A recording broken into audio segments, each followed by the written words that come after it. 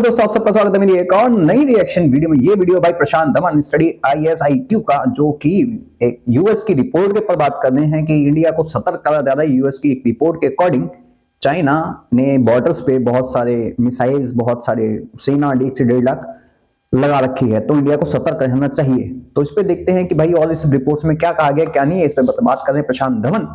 तो चलते हैं वीडियो की तरफ, लेकिन वीडियो शुरू करने से पहले वीडियो को लाइक कर लें, चैनल को सब्सक्राइब कर लें, बेल के दबाना ना भूलें और मजेदार रिएक्शन वीडियो देखने, मेरे ओपिनियन देखने के लिए। साथ ही इंस्टाग्राम पे फॉलो कर लें, लिंक आपको डिस्क्रिप्शन मिल जाएगा। और अगर आप सपोर्ट करना चाहते हैं तो यूपीआई लिंक आपको डिस्क्रिप्शन में मिल जाएगा। तो चलते हैं वीडियो की तरफ, देखते हैं ये वीडियो और बात करते हैं इस पे कि क्या कॉन्सिक्वेंसेज हो सकते हैं, मेरा थॉट प्रोसेस क्या है, क्या हो सकता है इसमें। तो शुरू करते हैं, चलते वीडियो की तरफ। नमस्कार, वेलकम टू स्टडी IQ। मैं हूं Prashant Dhawan. Now recently United States of America ने दबे शब्दों में भारत को यह कह दिया है, बी केयरफुल इंडिया, ध्यान रखना, क्योंकि जो इंडिया और चाइना के रिलेशंस अब धीरे धीरे इंप्रूव हो रहे हैं। अभी रिसेंटली हमने देखा, हमारे national security adviser Ajit Doval साहब गए चाइना में, पीएम मोदी शी जिनपिंग की मीटिंग हुई है रशिया में। ओवरऑल कंट्रीज के रिलेशंस इंप्रूव हो रहे हैं। इस बीच यूएसए ने एक रिपोर्ट पब्लिश करी। इस रिपोर्ट में यूएसए ने एक्सपोज किया है चाइना की मिलिट्री को और यह बताया है कि दुनिया के किन किन देशों को बड़ा खतरा है चाइना के एक्सपेंशन से। इंडिया को लेकर पर्टिकुलरली यहां पे आप देख पाओगे पेंटागन हेडक्वार्टर्स हैं यूएस मिलिट्री के। पेंटागन ने एक्सपोज कर दिया है चाइना को, यह कहा है कि 1,20,000 चाइनीज सोल्जर्स अभी भी इंडियन बॉर्डर के करीब डिप्लॉयड हैं।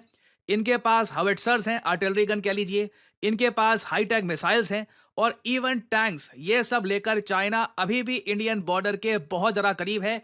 इंडिया जो भी करे चाइना के साथ, जो भी फ्रेंडशिप का हाथ जो भी बढ़ाना है, बी वेरी केयरफुल। एक बार को यहां पे आप ये भी कह सकते हैं, यूएसए ने बिल्कुल टाइमिंग देखकर ये रिपोर्ट पब्लिश करी है। बाय द वे, ये वो रिपोर्ट है, military and security developments involving the People's Republic of China 2024। But at the same time आप अगर चाइना का पक्ष देखोगे ना, चाइना ने ये कहा है कि जो पूरी रिपोर्ट है ये बेसलेस है और यूएस चाहता नहीं है कि चाइना के आसपास के कंट्रीज जिनके साथ चाइना के हिसाब से इनके रिलेशंस इंप्रूव हो रहे हैं, वहां पर कोई जेन्युइन इंप्रूवमेंट आए। वो देश हमेशा चाइना को ट्रस्ट ना कर पाए और हमेशा यूएस के साथ एक मिलिट्री पार्टनरशिप बिल्ड करके रखे। तो एक बहुत ही इंटरेस्टिंग टाइम है। ऑलमोस्ट आप कह लीजिए आने वाले 4 सालों में भारत के सामने 2 रास्ते होंगे। या तो हम चाइना को लेकर थोड़ा ट्रस्ट दिखाएंगे, या फिर जो यूएस कह रहा है कि चाइना को कभी भी ट्रस्ट मत करिएगा, अभी भी बहुत सारी मिलिट्री आपकी बॉर्डर के पास डिप्लॉय करके बैठे हैं, कभी भी ये अपना मूड चेंज कर सकते हैं। जो भी मीटिंग्स वगैरह सब हुई हैं, सब बंद हो सकती हैं और चाइना फिर से अग्रेसिव हो सकता है। नाउ पहली बात तो यूएस की रिपोर्ट में इन डिटेल लिखा क्या है ये जानते हैं, और उसके बाद ग्लोबल टाइम्स के जरिए चाइना ने किस तरीके से इस रिपोर्ट को रिजेक्ट किया है ये भी हम डिस्कस करेंगे। नाउ इस रिपोर्ट में देखिए, यूएसए ने कैटेगोरिकली एक बात लिखी है कि चाइना के जो सोल्जर्स का पुल बैक वाला इशू है वो इंडिया चाइना के बीच में है, उस पर ये कमेंट नहीं करेंगे। मगर ये लद्दाख से लेकर अरुणाचल प्रदेश तक इंडिया चाइना की 3,488 किलोमीटर लॉन्ग जो बॉर्डर है, वहां पर अगर सैटेलाइट व्यू से देखें तो आज भी 1,20,000 चाइनीज सोल्जर्स यहां पे डिप्लॉयड हैं। इनके पास हैवी वेपन सिस्टम्स हैं, टैंक्स हैं, हॉविट्जर्स हैं, सरफेस टू एयर मिसाइल। यहां पर देखिए, ये बहुत ही इंपॉर्टेंट बात यूएस ने मेंशन करी है कि चाइना यही मान के चल रहा है कि कल को अगर स्मॉल स्केल वॉर होती है तो उस पर्टिकुलर केस में अगर इंडिया अपनी एयरफोर्स को भी यूज करता है तो उससे निपटने के लिए ये लोग सरफेस टू एयर मिसाइल्स, उसके अलावा बहुत सारा एडवांस मिलिट्री इक्विपमेंट ये इंडिया की बॉर्डर पे डिप्लॉय करके बैठे हैं। और साथ ही साथ चाइना बहुत ही ह्यूमंगस स्केल पर न्यूक्लियर वेपन्स भी बना रहा है। पेंटागन की रिपोर्ट ने यह कहा है कि 2024 तक चाइना के पास 600 ऑपरेशनल न्यूक्लियर वॉरहेड होंगे। ये नंबर 2030 तक 1,000 के पार भी चला जाएगा। रिपोर्ट ये भी हाईलाइट करती है कि चाइना की डाइवर्सिफिकेशन हो रही है न्यूक्लियर आर्सनल की, मतलब कि बहुत टाइप के ये मिसाइल्स बना रहे हैं। इंटरकॉन्टिनेंटल बैलिस्टिक मिसाइल्स जो यूएस को हिट कर सकते हैं, स्मॉल रेंज मिसाइल्स जो इंडिया के लिए हैं, ताइवान के लिए हैं। बेसिकली चाइना हर तरफ से खुद को एक बड़ी वॉर के लिए प्रिपेयर कर रहा है। और इंडिया के अलावा इस रिपोर्ट में देखिए, जापान के बारे में बहुत सारी वार्निंग्स हैं कि पीपल्स रिपब्लिक ऑफ चाइना और जापान के भी बहुत सारे ओवरलैपिंग क्लेव्स हैं कॉन्टिनेंटल शेल्फ को लेकर, बहुत सारे और इलाकों को लेकर, इवन एक्सक्लूसिव इकोनॉमिक जोन को लेकर। तो China in the future Japan के अगेंस्ट भी अग्रेशन दिखा सकता है। और फिर तीसरा देश आप सबको पता है, जो कंट्री सबसे ज्यादा आज के समय डेंजर में है, वो कंट्री है ताइवान। ताइवान के बारे में यूएस ने यह कहा है कि the island democracy has been the chief source of tension between United States of America and Beijing for decades. और इन द फ्यूचर भी अगर बड़ी वॉर यहां पे होगी तो उसका रीजन चाइना का अग्रेशन होगा अगेंस्ट ताइवान। और फाइनली सबसे बड़ी बात जो यूएस ने कही अपनी रिपोर्ट में वो ये है कि चाइनीज मिलिट्री में हैवी स्केल पर करप्शन हो रहा है। यूएसए ने यहां पर यह नोट किया है कि रिसेंटली चाइना ने अपने डिफेंस मिनिस्टर को निकाल दिया और उसके बाद कई और ऑफिशियल्स को भी निकाला है। रीजन इसका यही है कि चाइना की जो सेंट्रल गवर्नमेंट है वो भी शॉक्ड है कि आज के समय चाइनीज मिलिट्री में करप्शन ये किस हद तक फैल चुका है। रिसेंटली एक बहुत बड़ा एक मैं कहूंगा अजीब सा केस सामने आया था। ली यांगपिंग नाम का एक आदमी था चाइना में। इस पर देखिए ये आरोप लगे कि इसने $421 मिलियन का करप्शन किया है। ये आप कह सकते हैं इंडियन रुपीस में ऑलमोस्ट 3,500 करोड़ इंडियन रुपीस हो गए। इतना बड़ा करप्शन इसने किया और इस वजह से सीधा इसको मौत की सजा सुनाई गई। चाइनीज कोर्ट ने कहा कि he will get death sentence और बहुत ही जल्द इसको मार भी दिया गया। और ये बताया जा रहा है ये जो पर्टिकुलर केस है ना, इससे चाइना की सरकार ने थोड़ी सी अपनी इमेज चमकाने की कोशिश करी है, क्योंकि जेन्युइनली चाइना की मिलिट्री में एक के बाद एक बहुत सारे करप्शन केसेस सामने आए हैं, जिससे लोगों का एक बहुत ही बड़ा प्रश्न चिन्ह ये खड़ा हुआ है कि चाइना की मिलिट्री क्या चाइना के हित के लिए काम कर रही है या फिर यहाँ पे कुछ टॉप लेवल करप्ट जनरल्स आ चुके हैं जो बस अपने बेनिफिट के लिए स्मॉल स्केल वॉर करवाना चाहते हैं या फिर डिफेंस बजट में और बढ़ोतरी चाहते हैं। तो ये एक बहुत ही इंटरेस्टिंग फैक्ट है। आप इमेजिन कर सकते हैं चाइना ने जब ये सब सुना इनको बहुत गुस्सा आ गया और ग्लोबल टाइम्स ने यहाँ पर ये एक आर्टिकल पब्लिश किया है। चाइना के रक्षा मंत्री ने पेंटागन की रिपोर्ट को बिल्कुल रिजेक्ट कर दिया है और यह कहा है कि यह डिसेप्टिव है और हिपोक्रिटिकल है। चाइना यह कह रहा है कि एक तरफ यूएस लगातार अपनी मिलिट्री बजट को इंक्रीज कर रहा है, but at the same time ये लोग इस टाइप की रिपोर्ट्स पब्लिश करके चाइना का नाम खराब कर रहे हैं और चाइना के आसपास जो देश हैं उनको डरा रहे हैं, उनको एक तरीके से ये कांस्टेंट फियर में डाल रहे हैं कि चाइना उस कंट्री को अटैक कर सकता है। और सबसे इंटरेस्टिंग बात यह है कि बिना बांग्लादेश का नाम लिए चाइना के सरकारी मीडिया आउटलेट ने यहां पर यह भी लिख दिया कि यूएस लगातार रेजिम चेंज करवाता है और कलर रेवोल्यूशंस करवाता है उन कंट्रीज में। जो भी कंट्री प्रो यूएस नहीं होता वहां पे तख्ता पलट करवा कर ये लोग अपनी सरकार वहां पे बनाने की कोशिश करते हैं। देखो पता है क्या है, इस टाइम पे जो रिपोर्ट्स आई है ना वो बहुत सोच समझ के आई है रिपोर्ट्स, और ये सैटेलाइट इमेज कह रहे हैं, लेकिन सैटेलाइट इमेज कहीं इन्होंने दिखाई, पता नहीं दिखाई है रिपोर्ट के अंदर कि नहीं दिखाई है। 1,20,000 की फौज खड़ी, हाँ हो सकता है भाई, चाइना पे हम ट्रस्ट नहीं करते, 62 वॉर हम झेल चुके हैं, डोकलाम हम देख चुके हैं, ये सब चीजें देख चुके हैं, तो हम इतने बड़े फुद्दू तो है नहीं कि बिल्कुल ही ट्रस्ट करके बैठ जाएं। बट कहीं ना कहीं यूएस ये सोच रहा है कि अगर चाइना, इंडिया और रशिया एक साथ आ गए, तीनों के बॉर्डर्स लगते हैं एक दूसरे से, तो बहुत बड़ी प्रॉब्लम्स हो सकती हैं। और कितने स्मार्टली गेम खेल रहा है वहां से जापान, ताइवान, साउथ कोरिया, इन सबको थ्रेट करेगा। बांग्लादेश में जो रिजीम चेंज हुआ, इन्होंने एक्सेप्ट करा है कि भाई कि हम ईरान का रिजीम चेंज नहीं कर पा रहे हैं, ये एक्सेप्टेड। वहां से अराकान आर्मी को सपोर्ट कर रहा है चाइना, जो बांग्लादेश में ठोक रहा है इनको। बांग्लादेश ने बोला था किसी शायद मीटिंग में बोला कि भाई इनको देखो, तो चाइना ने शट अप कॉल दिया, इंडिया ने भी बोल दिया चुप रहो, बकचोदी मत करो, यहां पे तुमने आग लगाई है तुम झेलो। उसमें कहीं ना कहीं देखो फायदा तो इंडिया का भी है, चाइना का भी है, यूएस का इंटरेस्ट है। मणिपुर के अंदर यूएस का इंटरेस्ट है, इंडिया के अंदर चाइना का इंटरेस्ट है, बांग्लादेश पोर्ट पे चाइना का इंटरेस्ट है, ताकि वो वेस्ट बंगाल कब्जा कर सके वाया म्यांमार।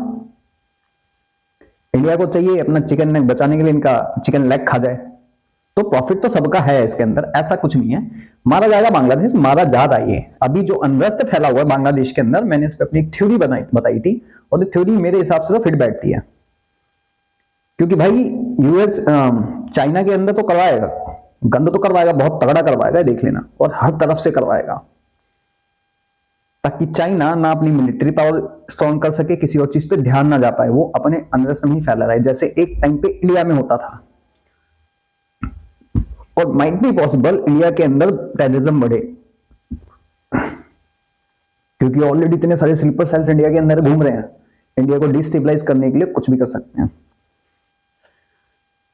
जो मेरी वीडियो रेगुलर देखते हैं ना, जब इंडिया के अंदर इलेक्शन हुए ना लोकसभा के, उससे पहले मैंने बोल दिया था कि कहीं ना कहीं देखना यूएस इस बार पंगे करेगा कुछ ना कुछ ऐसे कि मोदी जी को फुल मैंडेट ना मिले। वही हुआ, फुल मैंडेट नहीं मिला, जोड़ तोड़ की सरकार बनी, ताकि कमजोर कर सके, हटाना भी नहीं है लेकिन कमजोर कर सके, क्योंकि बेनिफिट में है, क्योंकि यूएस बेनिफिट के अंदर था ये, चाइना बेनिफिट में नहीं था। अगर कांग्रेस आएगी तो चाइना की गोद में आके बैठ जाएगी, ये इन्हें भी पता है। तो ये कमजोर करने की कोशिश करते हैं ताकि दबा के रख सके, फिर चाहे यहां की अपोजिशन हो, फिर या पाकिस्तान हो या बांग्लादेश हो। अब बांग्लादेश में यूएस के अड्डे अगर मिलते हैं इतना मैं कहता हूं कि वहां से म्यांमार के थ्रू चाइना के अंदर वहां से भी अटैक होंगे, मे बी सी से भी अटैक हो, ताइवान या जापान से, वहां पे एक्सपोर्ट कर रहे हैं टेररिस्ट, वहां से अटैक हो, वहां से उनको सपोर्ट्स मिले ताकि सी से भी करें। और यहां से जो लोग कह रहे थे कि तुर्की से, कुछ लोगों ने कहा कि तुर्की इसमें भेजेगा, मतलब तुर्की से जाएंगे वहां पे, तो भाई तुर्की से तो मेरे को नहीं लगता। बेस्ट ऑप्शन पाकिस्तान है।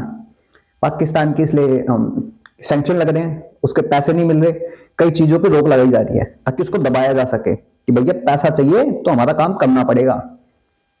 तुर्की पे नहीं लग रही, तुर्की अगेंस्ट जाएगा नहीं, उसको ब्रिक्स में आना है, सबसे बड़ी बात।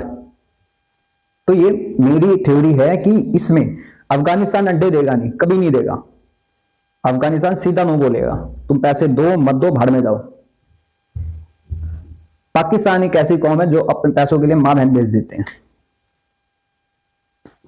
तो पाकिस्तान में तो फिर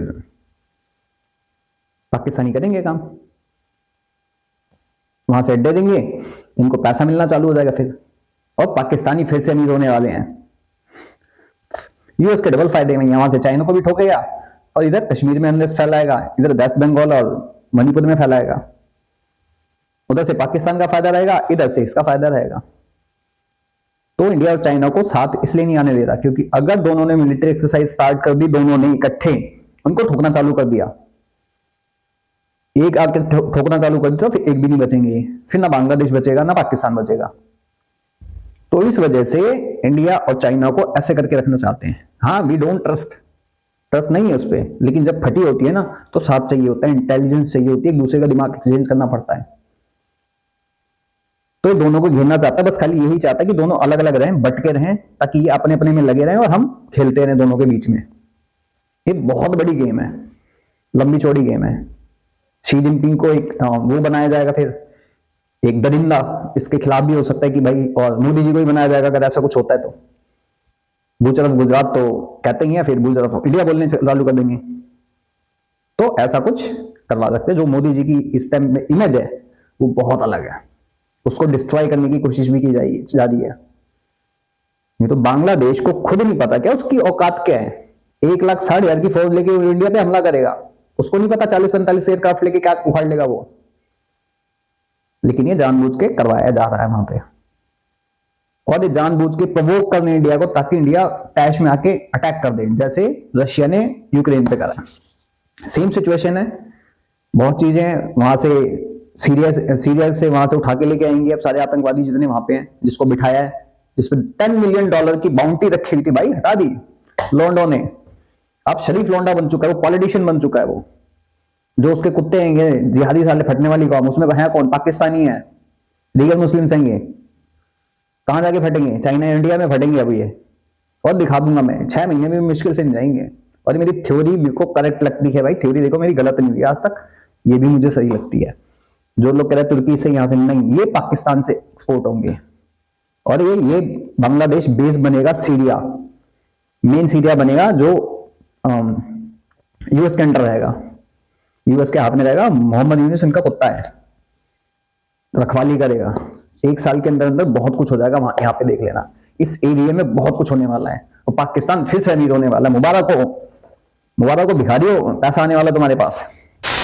नाउ इंटरेस्टिंगली इस बात को लेकर यूएसए के जो सेक्रेटरी ऑफ स्टेट हैं एंथनी ब्लिंकन, इनकी भी एक वीडियो रिसेंटली काफी वायरल हो गई थी। नाउ इस वीडियो में आप देखोगे कि ब्लिंकन से एक रिपोर्टर ने जब पूछा कि आप ईरान में तख्ता पलट करवाने की कोशिश क्यों नहीं करते, रिजीम चेंज करवा दो, पूरा चैप्टर ही खत्म हो जाएगा, तो ब्लिंकन इसके जवाब में ये कहते हैं, What, if anything, can we do to advance that? I think if we look at the last 20 years, our experiments in regime change have not exactly been resounding successes. Now यहाँ पर कह रहे हैं पिछले 20 सालों में जो इन्होंने प्रयास किया है रिजीम चेंज करवाने का ईरान में, इनको सफलता हासिल नहीं मिली है। और फिर ये आगे कहते हैं कि रिजीम चेंज से काफी बार प्रॉब्लम भी आ जाती है। तो अगेन इंटरेस्टिंगली चाइना ने इसी बात को लेकर यूएस को कॉर्नर किया है कि यूएस ना सिर्फ एक मिलिट्री एडवांटेज बनाकर रखता है, ये लोग अपनी इकोनॉमी और अपने इन्फ्लुएंस के दम पर कंट्रीज में सरकारें भी अपने हिसाब से बदलवाती है। तो दोनों कंट्रीज ने देखिए एक दूसरे पर आरोप लगाए हैं। इंडियन पर्सपेक्टिव से अगर हम देखें ना, तो हमारे लिए बेस्ट रहेगा कि चाइना के साथ धीरे धीरे जो हम रिलेशंस इंप्रूव कर रहे हैं, ब्रिक्स को और जरा स्ट्रांग बना रहे हैं, वो हम बनाते रहें, but at the same time border पे हमेशा हमारी मिलिट्री भी डिप्लॉयड रहनी चाहिए।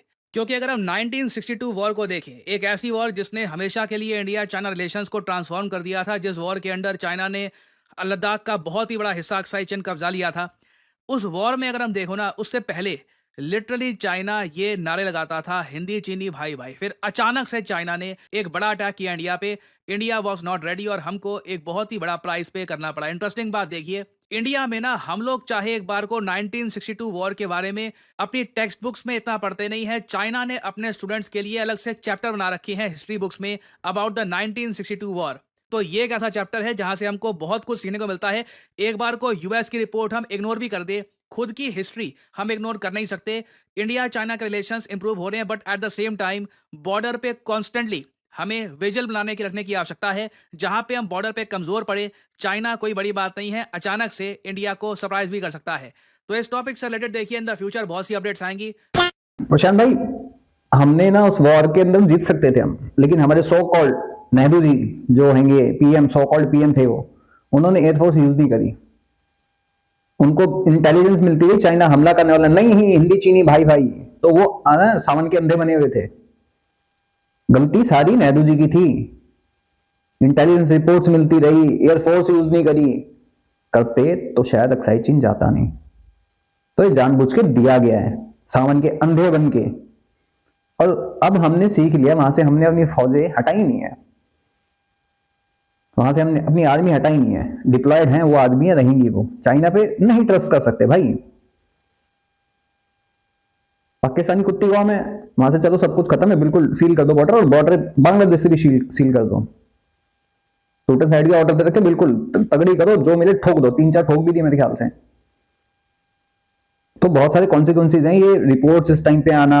चाइना के साथ जब अजीत डोभाल और पीछे अभी अराकान आर्मी को सपोर्ट भी इंडिया और चाइना ने करा है, ऐसा सुनने में आया है। आई डोंट नो कितना सही है कितना नहीं। तो क्या यूएस के पास ये इंटेलिजेंस नहीं गई होगी? स्टारलिंक की सैटेलाइट मिली मणिपुर के अंदर, वहां पे सैटेलाइट फोन मिले स्टारलिंक के, किसने भेजे? तो ये चीजें क्या डाइवर्ट करने के लिए बहुत सारी चीजें कर दी जाती हैं कई बार। ये ध्यान जो इनका मेन प्लान है उस पर ना जाए, क्योंकि प्लान बी प्लान सी लेके चलते हैं ना, ये नहीं तो ये नहीं, मेन प्लान पे किसी की निगाह ना जाए। नहीं तो 10 दिन के अंदर सीरिया का तख्ता कैसे पलट गया, इतने सालों में नहीं पलटा। कुछ तो गड़बड़ है बाबा, है ना? कुछ नहीं, बहुत कुछ गड़बड़ है। तो ready to see next Syria in Bangladesh की शक्ल में, और इनको रेडिकलाइज और किया जाएगा। अभी पता है, इनके प्रोफेसर्स इनको रेडिकलाइज करेंगे, जो ये स्टूडेंट्स हैं और रेडिकलाइज करेंगे। सुनने में याद है आपस में सारे लड़ रहे हैं अभी। 200 रुपए कुछ मेरे ख्याल से चावल हो चुका है वहां पे। 200 टका चावल 1 किलो। सोचो यह हालत हो चुकी है। मेन यूएस की इस टाइम पे रिपोर्ट आना मतलब बहुत सारी चीजें, भाई डीप स्टेट है वो, ऐसे कैसे छोड़ देगा? और जो सोचे कि डोनाल्ड ट्रंप के आने के बाद ये चीजें खत्म होंगी, नेवर। डोनाल्ड ट्रंप के आने के बाद भी ये चीजें खत्म नहीं होंगी। इवन डोनाल्ड ट्रंप उनसे सपोर्ट लेगा इन सब चीजों को करने में, चाइना को गिराने के चक्कर में। चाइना इंडिया को दबाने के लिए ये करेंगे, और डोनाल्ड ट्रंप इनका सपोर्ट लेगा डीप स्टेट का, जिसमें सीआईए शामिल है। सीआईए ने ही सारा रंडीरोना करा है वहां पे सीरिया के अंदर। और मैं दिखा दूंगा, पाकिस्तान में पैसों की बारिश होगी। अब पहले अफगानिस्तान को मारा, अब ये चाइना को धोखा देंगे, और ये रियलिटी है। और चाइना इंडिया साथ में खड़े होकर इन चीजों का कलेश खत्म ना कर सके, इस वजह से ये रिपोर्ट्स ऐसे ऐसे प्रोपेगेंडे सामने आएंगे बीच बीच में। कभी मणिपुर के अंदर कुछ होगा, कभी वेस्ट बंगाल में होगा, कभी तुम्हारा नीचे साउथ के अंदर भी करवा सकते हैं लोग, और कश्मीर में भी होगा। इंडिया में टेररिज्म बढ़ेगा ताकि यहां पे उलझे रहे, आपस में बात ना कर सके, कोऑर्डिनेट वो प्रॉपर से ना हो सके, और इकट्ठे ना आ सके, अपने बॉर्डर इकट्ठे सील ना कर सकें।